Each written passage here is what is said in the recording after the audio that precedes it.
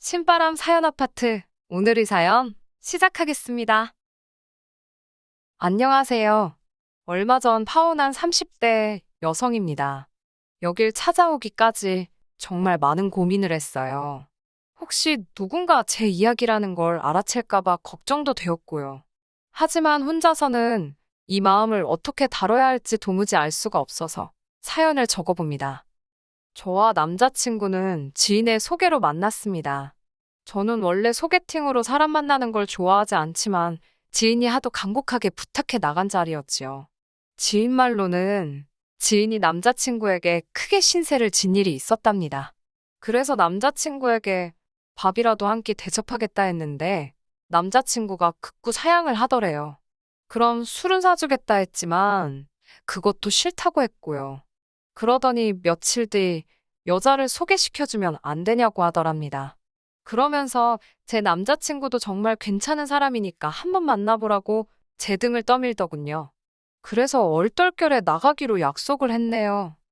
나가기로 약속은 했지만 솔직히 당일까지도 그다지 내키지 않았던 게 사실이에요. 그렇다고 약속을 깰 수도 없는 노릇이었으니 밥이나 한 끼 먹고 상황 봐서 커피까지만 마시고 얼른 집에 들어와야겠다고 생각했지요. 하지만 어색하고 불편할 거라는 제 걱정과는 달리 첫 만남임에도 불구하고 남자친구와의 대화가 편하고 즐거웠습니다. 어찌나 시간이 빨리 흐르던지 문득 고개를 들어 시계를 확인했을 땐 이미 같이 있은 지 5시간이나 지나 있던 걸요. 시간 가는 줄도 모르고 처음 본 사람과 오랫동안 끊임없이 이야기를 나눴다는 사실이 저뿐만 아니라 남자친구에게도 신선한 충격이었던 모양입니다. 그 다음은 예상이 가시겠지요? 저희는 서로가 서로에게 빠른 속도로 빠져들었네요. 얼마 지나지 않아서 저희 관계는 사귀는 사이로 발전했고요. 저와 남자친구의 배경에 대해서 조금만 더 이야기를 해보자면, 일단 저는 사업을 하시는 아버지와 은행을 다니시던 어머니 덕분에 경제적으로 어려움 없이 자랐습니다. 지금은 두 분 다 조만간 은퇴하시고 시골에 내려가 사실 계획을 하고 계시고요. 자랑 같지만 부모님 앞으로 작은 건물도 있고 이래저래 노후 준비는 끝내두신 걸로 알고 있습니다. 또한 저희 부모님은 굉장히 적극적이고 긍정적이세요. 제가 어렸을 때부터 항상 저에게 실패를 두려워하지 말라고 가르쳐 주셨지요. 매사에 있어 제 의견과 결정을 존중해 주시고요. 책임감의 무게도 가르쳐 주셨습니다. 제가 사랑하고 존경하는 부모님이다 보니 좋은 건 다 적어 놓은 것 같네요. 아무튼 그 정도로 저와 부모님 사이가 끈끈하다 보니 어느샌가 남편감도 부모님과 비슷한 성향을 가진 사람으로 찾게 되었던 것도 사실이에요. 그리고 전 제 남자친구가 바로 제가 찾던 그 사람이라고 생각했지요. 남자친구와 사귀기로 하고 얼마 지나지 않았을 때 있었던 일입니다. 같이 공원을 걷고 있었는데 남자친구가 제게 손을 잡아도 되겠냐고 조심스럽게 묻더라고요. 솔직히 분위기에 휩쓸려 잡았다고 하더라도 제가 화를 내지는 않았을 거예요. 하지만 남들은 별일 아니라고 무신경하게 넘어갈 수 있는 일임에도 제 의사를 묻는 남자친구의 태도에 크게 감동받았습니다. 또래 남자들에게선 볼 수 없었던 순수하고 귀여운 면도 마음에 들었고요. 이후로도 남자친구는 모든 일에 있어 제 의견을 물어보곤 했는데 그런 그의 행동은 저로 하여금 존중받고 있다는 느낌을 받게 했고 남자친구와의 결혼도 결심하게 만들었네요. 남자친구와 저 두 사람만 놓고 보자면 사실 크게 문제가 될 게 없는 조합이었습니다. 남자친구나 저나 중위권 이상의 대학을 졸업했고 안정적인 직장에서 비슷한 수준의 연봉을 받고 있었으니까요. 하지만 결혼은 둘이 좋아서만 될 일이 아니라는 걸 결혼 준비를 하면서 조금씩 알게 되었지요. 제가 지금 단순히 양쪽 집안 어른들의 경제적 차이를 논하자는 게 아닙니다. 진짜 문제는 양가 어른들의 성향, 성격이었지요. 이제 와서 말이지만 어머님께서는 길다면 길고 짧다면 짧은 제 30년 인생에서 가장 상대하기 어려운 분 중 한 분이셨습니다. 평생을 같이 사신 아버님이 존경스러워질 정도로요. 처음 결혼 이야기가 나오고 시댁에 인사를 드리러 갔던 날이었습니다. 어머님께서는 집에 딱히 먹을 것도 없다며 나가서 먹자고 하시더군요. 급하게 인터넷을 찾아보니 다행히 멀지 않은 곳에 평점이 높은 고깃집이 있었기에 자연스레 그곳으로 가게 되었고요. 사실 스스로 주체가 되어 다른 사람들을 위해 장소를 고르면 걱정이 되지 않나요? 저는 그렇더라고요.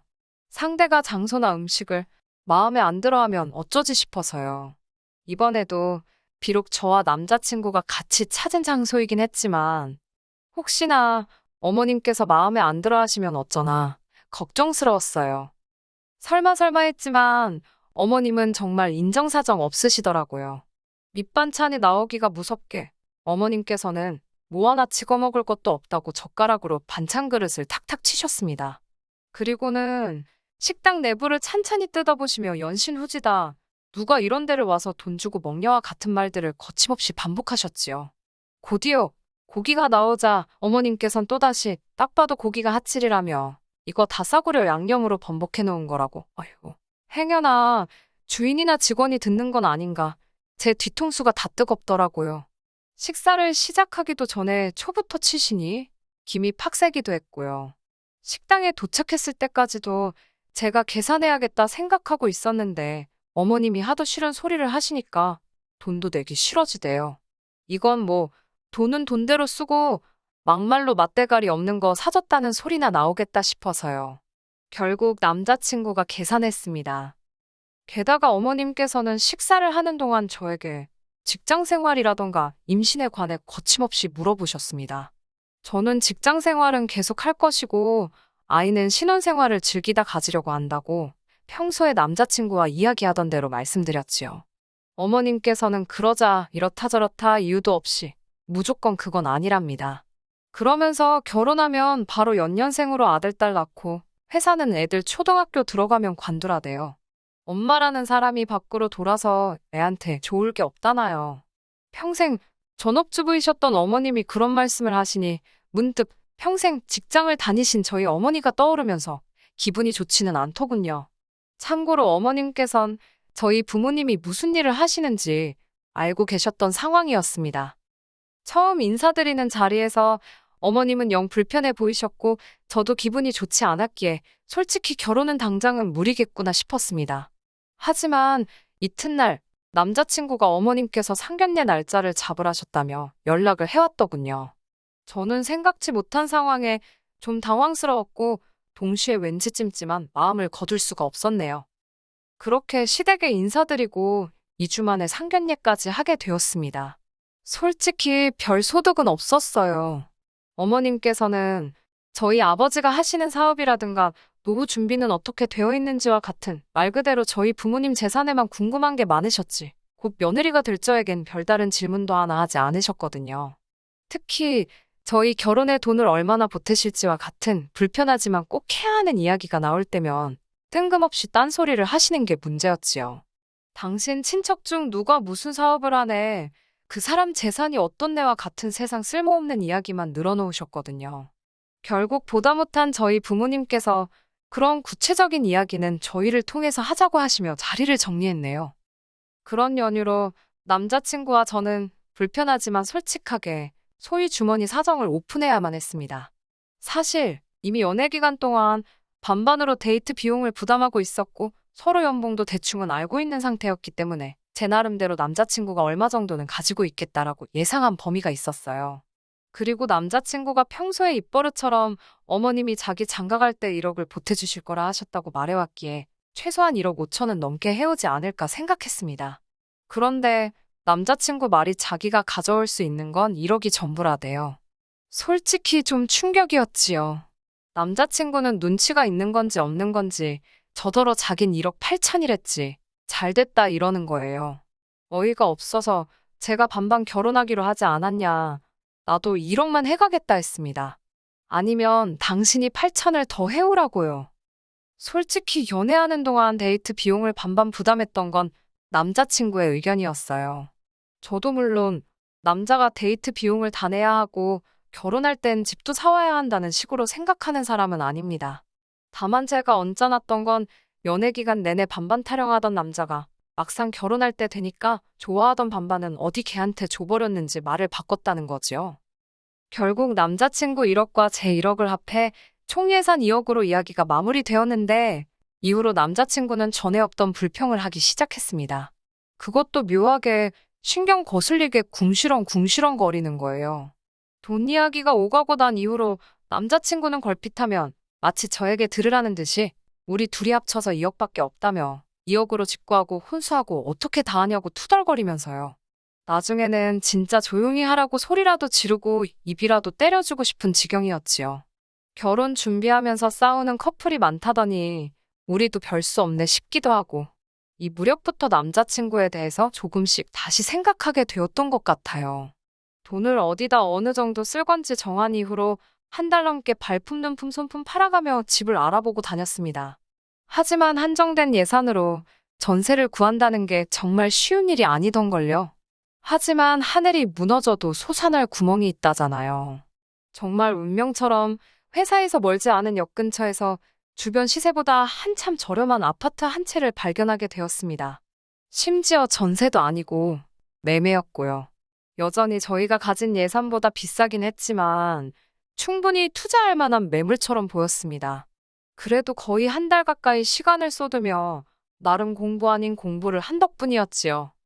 젊은 부동산 중개사는 그 매물이 좋은 거라고 생각하지 않는 눈치였어요.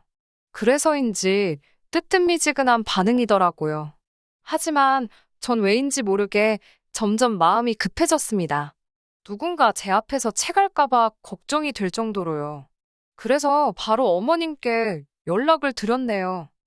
부동산에 관심이 많은 저희 부모님이 아니라 남자친구 어머님께 전화를 드린 이유는 얼마 전 상견례 장소를 잡으면서 한바탕 난리가 났었거든요.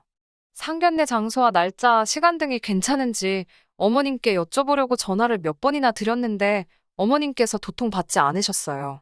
이후로 한참을 어머님 전화만 기다리다가 정말 별 의미 없이 저희 어머니께 연락을 드렸습니다. 다행히 저희 어머니께선 전화를 바로 받으셨고 상견례 장소와 날짜, 그리고 시간 등이 괜찮은지 간단하게 여쭤보았지요. 어머니께서는 저희랑 남자친구 부모님이 편한 시간에 당신이 맞추신다 하셨고요. 전화를 걸었다 끊기까지 정말로 2분도 안 걸렸을 거예요. 이후로 1시간쯤 흘렀을까 어머님께 전화가 걸려왔습니다. 무슨 일로 전화를 했던 거냐고 물으셔서 상견례 장소랑 시간 때문에 전화를 드렸다. 저희 부모님은 괜찮다 하시는데 어머님 아버님은 어떻게 생각하시냐고 물었습니다. 그러자 어머님께서는 잠시 말씀이 없으시더니 저더러 다 결정해놓고 지금 시부모한테 통보하는 거냐고 물으시더군요. 제가 그럴 리가 있겠냐고 그런 게 아니라 라며 상황을 설명드렸지만 어머님은 아예 귀를 막고 계신 것처럼 전혀 듣고 계시질 않으셨어요. 모든 일에는 순서가 있는 법이라며 뭐든지 어른들끼리 먼저 상의를 하고 그 다음에 어른들이 저희에게 통보를 하는 거지 저더러 주제넘게 나서지 말라셨어요. 그리고 앞으로 결정할 일이 있으면 무조건 당신한테 먼저 연락을 하라시대요. 지금이야 어머님의 말씀이 말도 안 되는 억지라는 걸 알지만 그때는 제가 정말 뭘 모르고 큰 실수를 한 건가 싶어서 죄송하다고 사과까지 드렸습니다. 하지만 이번에도 어머님은 전화를 받지 않으셨고 도무지 기다릴 수가 없었던 저는 결국 일을 저질러 버렸습니다. 일단 제 통장에 있던 돈을 이체하고 집을 계약해 버린 거지요. 계약하는 동안에도 남자친구가 옆에서 어머님께 몇 차례 전화를 걸었지만 어머님께서는 단 한 통도 받지 않으셨고 오는 전화도 없었습니다. 그날 저녁 남자친구와 저는 양쪽 집안에 집을 계약했다는 소식을 전했습니다. 저희 부모님은 큰 숙제를 끝낸 것 같겠다며 고생했다고 이제 집주인이네라며 축하를 해주셨어요. 그리고 이런저런 조언을 해주셨지요. 하지만 남자친구의 집은 분위기가 완전히 달랐던 모양입니다. 이튿날 출근 준비로 한참 바쁜 시간에 남자친구에게 전화가 걸려왔습니다. 그리고선 한다는 말이 어머님께서 당신과 상의도 없이 집을 살 수가 있냐며 제가 당신을 무시했다고 엄청나게 화가 많이 나셨다며 큰일 났다는 거예요. 그러면서 지난번에 분명히 주제넘게 나서지 말라고 했는데 제가 시댁 알기를 모같이 아는 모양이다고 그런 이야기까지 전하더라고요. 저는 일단 남자친구가 전할 말 못 전할 말 분간을 못하는 사실에 화가 났습니다. 그리고 아직 식도 안 올렸는데 벌써부터 이렇게 나에게 말씀을 막 하시는 걸 보라고 이 정도는 자기가 알아서 선 넘지 않게 정리해 줄 수 없는 거냐고 이런 것까지 다 나한테 전할 거냐고 조근조근 물었습니다. 그러자 한다는 말이 연애 때도 항상 제 의사를 묻지 않았냐는 거예요. 세상에, 이 인간이 눈치를 엿바꿔 먹었나 싶더라고요. 아무튼, 그래도 어머님이 화가 많이 나셨다니까 내가 만나서 설명을 드리겠다 했습니다. 설명을 듣고 나시면 칭찬은 안 해주셔도 노여움은 푸시지 않겠나라는 기대가 있었거든요. 그날 저녁 시댁에 도착하니 어머님께서 찬바람이 쌩쌩 부는 태도로 절 대하시더군요. 어머님께서는 저더러 당신을 뭐라고 생각하냐입니다. 그러면서 당신은 제가 무섭다네요. 어떻게 그렇게 당신하고 상의도 없이 떡하니 집을 계약하고 올 수 있냐고요. 그리고는 저더러 혹시 당신 재산 빼먹을 궁리를 하고 있냐입니다. 어이가 없었지요. 이렇게 말하면 안 되지만 솔직히 누울 자리 보고 발 뻗는다고 뭐가 있어야 그런 생각도 하지 않겠어요? 심지어 그 아파트가 2억 4천이었는데 제가 고집으로 계약한 것도 있고 해서 1억 4천은 군소리 없이 제가 부담하려고 하고 명의도 공동명의로 할 생각이었거든요. 그런데 그런 제 속도 몰라주시고 어머님께서 마치 저를 날강도 대하듯 하시니 황당하기 짝이 없었지요. 어머님께선 분을 못 삭히시는 듯 하더니 제 버릇을 고쳐놔야겠다면서 보태주시기로 한도는 없던 일로 하신다셨습니다. 당신 탓을 하지 말고 저의 경거망동을 반성하라나요. 어처구니가 없었어요. 집 계약할 때 분명히 옆에 남자친구도 있었는데 순식간에 제 잘못으로 취급되는 건지 이해가 안 되었고요. 저는 어머님께 제가 하는 게 전부 다 마음에 안 드시나 보다고 한마디 했습니다. 그러자 저더러 그럼 네가 잘한 게 뭐가 있냐입니다. 그러면서 저나 저희 집이나 순서와 절차는 어디 밥 말아먹었냐면서 상견례부터 시작해서 다 문제랍니다. 항상 저희 집에서 먼저 시댁에 연락해 어머님 그러니까 시댁의 의견을 여쭙고 상황을 설명하고 해야 하는데 그런 절차가 없대요. 저희 집에는. 그러면서 당신이 그걸 다 뜯어 고쳐놓겠답니다. 저는 안 고쳐주셔도 된다고 그냥 이 결혼 못하겠다고 했네요. 저도 솔직히 욱해서 내뱉은 말이긴 했는데 하고 나니까 후련하단 생각과 동시에 그래 안 해야겠다라는 결심이 섰달까요? 옆에서 꿀먹은 모마냥 입 딱 다물고 있던 남자친구가 갑자기 저더러 그런 말을 상의도 없이 하면 어쩌냐고 파혼이라도 하자는 거냐입니다. 제가 못할 것도 없지 않냐고 그러니 그냥 아파트 계약 포기하고 어머님이랑 집 보러 다니랍니다. 그러면서 빨리 죄송하다고 그러라면서 거의 윽박지르다시피 하더군요. 어처구니가 없어서 내가 뭐가 죄송하냐고 막말로 네가 무슨 재주로 어디 가서 1억으로 아파트를 사냐고 그거 내가 도와주려는 건데 어머님이 당신 아들 복을 발로 차신다고 쏴붙였습니다. 그렇게 파혼을 하게 되었는데 물론 그 과정이 아름답지 못했습니다. 처음에 한 2, 3주 동안은 남자친구가 자기가 행동을 똑바로 못했다며 연락을 해왔어요. 제 편을 들었어야 하는데 자기도 그런 역할은 해본 적이 없어서 서로 좋은 게 좋은 거라고 어쩌고 저쩌고 됐다고 했습니다. 매번 이런 식으로 다툴 때마다 처음 타령하면 그것도 골치 아프잖아요. 어머님같이 사람 짐 빠지게 하고 머리 복잡하게 하는 사람하고 더 이상 시간 낭비하기 싫다고 그랬네요.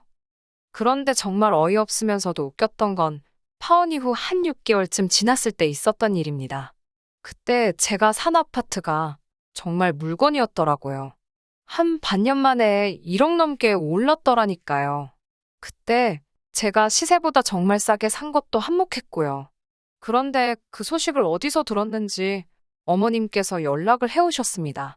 자기가 그땐 심했던 것 같다면서 지금이라도 다시 결혼 준비를 하랍니다. 그 집 팔아서 준비하면 저번보다 여유 있게 할 수 있지 않겠냐면서요. 제가 너무 웃겨서 어머님 지금 어디시냐고 술 취하셨냐고 밖에서 주무시면 입 돌아가니까 들어가서 주무시라고 그랬네요. 솔직히 자식 팔아 장사하는 게 별건가 싶어요. 어머님이 멀쩡한 제 머리채 쥐어잡고 아들 몸값 좀 올려보시려고 그랬나 별의별 생각이 다 들기도 하네요. 뭐 어쨌든 이제 다 끝난 이야기이니까요. 아, 저 그리고 그 아파트 팔았습니다. 재미도 좀 봤고 덕분에 저 내년에 대학원 갑니다. 직장 생활과 병행하는 게 쉽지는 않겠지만 결혼 생활보다는 즐거울 것 같네요. 너무 기대됩니다. 끝까지 들어주셔서 감사합니다. 오늘의 사연은 여기까지입니다. 구독과 좋아요, 알람 설정 부탁드리고 더 좋은 사연으로 다시 찾아뵙겠습니다. 감사합니다.